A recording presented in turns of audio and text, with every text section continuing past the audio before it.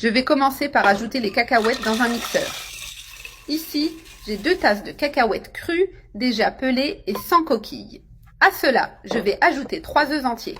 J'ajoute également une tasse de sucre. Et pour encore plus de saveur, j'ajoute une cuillère à café d'extrait de vanille.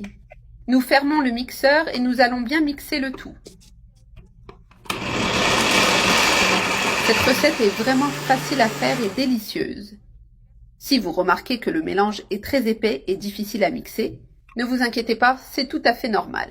Pour faciliter le processus, je vais ajouter une demi-tasse d'eau. Cela aidera les ingrédients à mieux s'intégrer.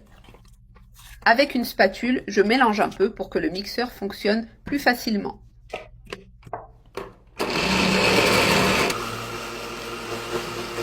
Voilà, j'ai tout bien mixé.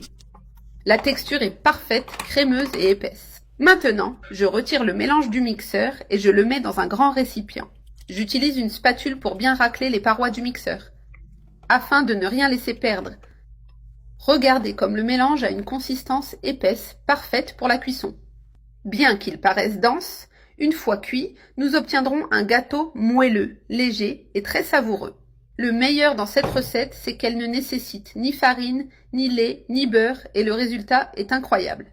Maintenant, je vais ajouter une cuillère à soupe de levure chimique, qui aidera le gâteau à lever pendant la cuisson.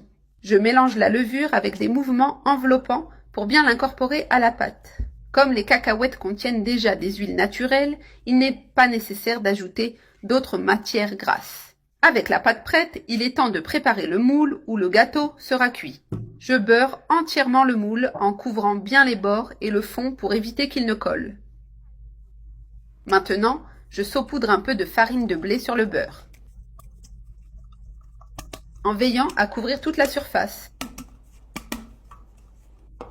Je verse la pâte dans le moule en l'étalant avec une spatule pour qu'elle soit uniforme.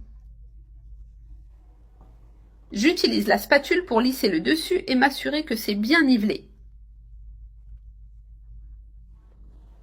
Tout est prêt, je mets le moule dans le four préchauffé à 180 degrés Celsius pendant environ 40 minutes. Notre gâteau est maintenant cuit. Je le retire du four avec précaution et je le laisse refroidir un peu avant de le démouler.